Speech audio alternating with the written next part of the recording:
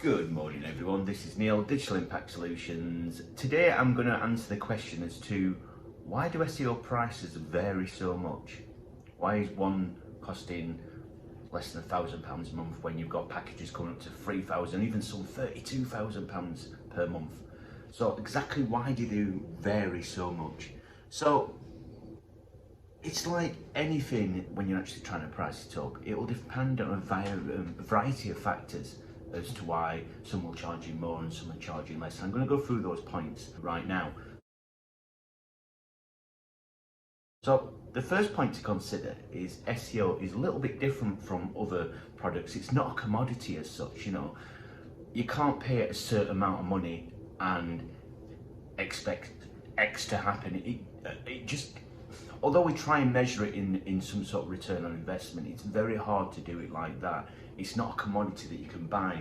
It's an investment where we carry out certain tasks to try and influence Google to increase your visibility. But as I always say with any particular client, there are no guarantees.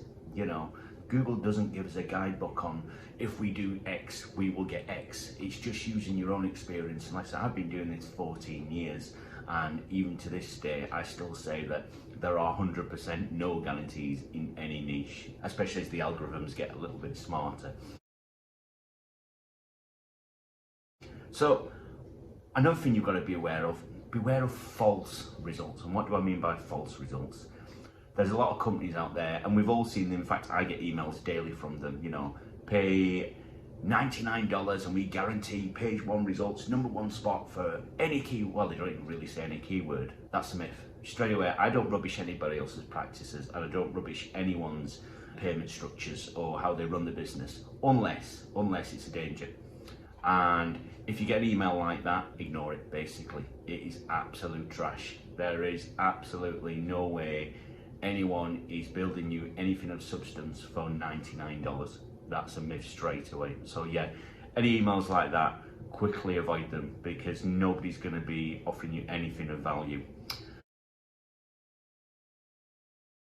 So how do we actually price it up?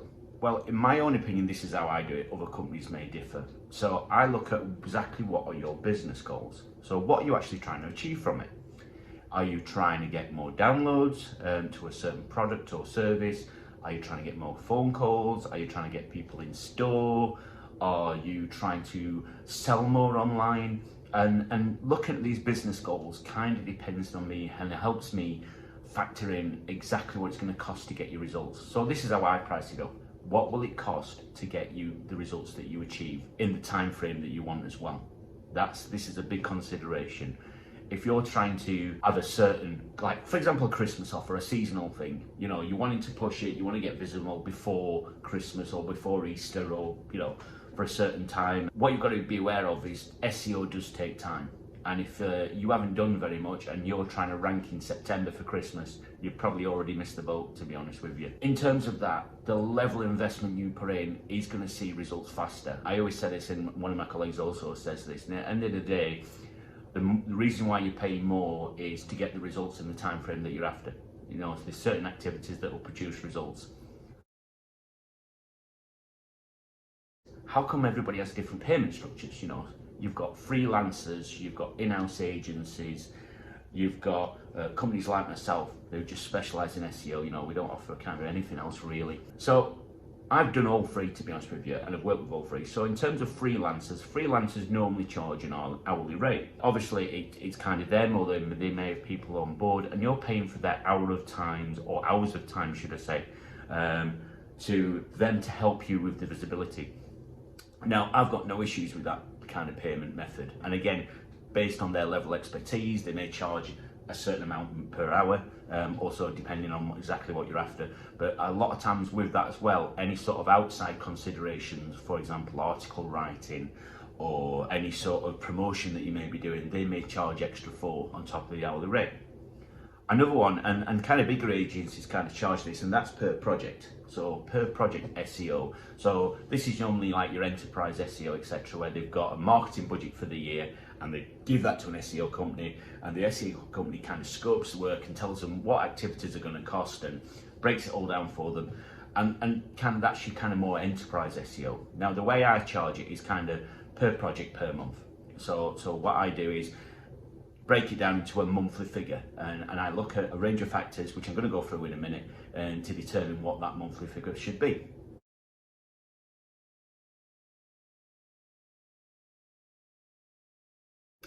Now, one of the most questions get us more than anything: how long is it going to take, Neil? How long is it going to take us to see results? And I take a deep breath and I have a pause. The reason I have a deep breath and pause is not because I'm trying to rip people off or trying to inflate a figure. It's simply because these questions are the most important questions you're going to get asked as an SEO at the very start. How long is it going to take us to see results? And they're going to be held to it. You know, whatever you put in a proposal, you say reform, people are going to hold to. So it all depends, and I hate the word "it all depends." Every SEO says it all depends. What you've already done for a start. You know, what have you already done in terms of SEO? How established is the business? Has the site already got some authority? What sort of keywords you're trying to rank for? You know, what keywords are going to produce those sales, those downloads, that conversion, and how difficult it is to rank for those words. Also kind of what resources you've got. You know, have you got anybody in-house who can maybe take off some of the elements in terms of article writing, in terms of some of the technical SEO recommendations? You know, if we suggest redirecting URLs or fixing broken links, are you going to do that in-house, or do you want us to do that for you? So you're almost paying for like a per time kind of project as well. And also how difficult it is, like I said. So the difficulty measure is kind of one of the biggest factors for me for pricing something in. So if I said to you, I want to see results in say 9 to 12 months, this is what we've already done. You've got a reasonable amount of, you're already on page 2 for a lot of words you already want to rank for. It just needs a bit of a push.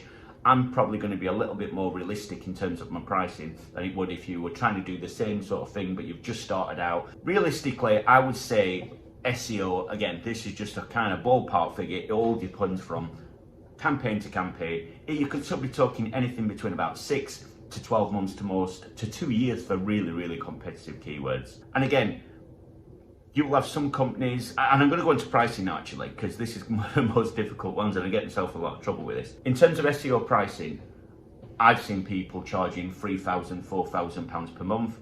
Before I started to get involved in a lot of the enterprise SEO stuff, I always thought these people were rip-off merchants, to be honest with you. What are they doing for all that amount of money?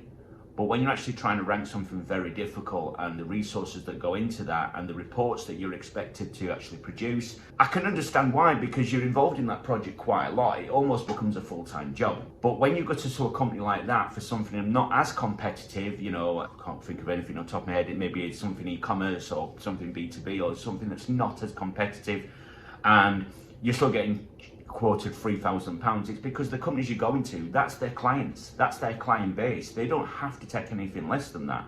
So why would they? You want to them, that is their kind of clients.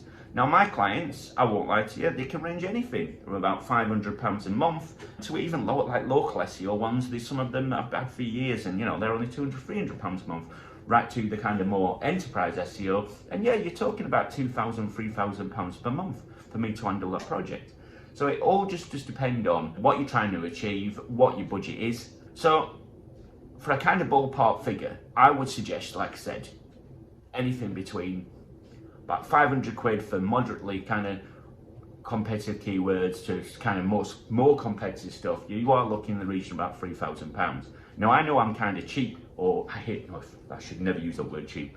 I'm more affordable, there we go, in terms of SEO, because I've been doing this 14 years. I am completely kind of technical SEO based in terms of that's all I've ever done. You know, I've started doing it as a freelancer and I've built a business up, and I've always wanted to give value to people, and I've always wanted to make it affordable to the point that I want to give people results, but I don't want to be overcharging them either. You know, I want to give value. Now my pricing structure has actually increased because SEO has become harder and harder. You know, I used to be able to do this, you know, back in 2012, you chuck me a couple $100, I could rank almost any keyword. Those times have changed, and some people would say, rightly so. So it all just does actually just depend on how competitive niche is, as I was trying to summarize there.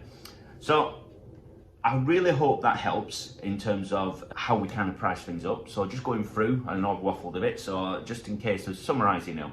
So you need to, when somebody's actually doing a proposal for you, you need to consider when they're pricing it up, what have you already done, what resources you've already got in kind of in-house, how competitive the actual the keywords are, and yeah, I guess your own budget as well. You know, it may be that, and I've actually turned down work. If somebody said, I need to achieve this and I've got this budget, I'm like, you're better off doing PPC, you're better off doing social media, you're better off growing it organically, because the time frames you're going to want to achieve your results are probably not attainable. So yeah, guys, I really hope that's really helpful. Neil, Digital Impact Solutions. I'll see you later, guys. Thanks very much.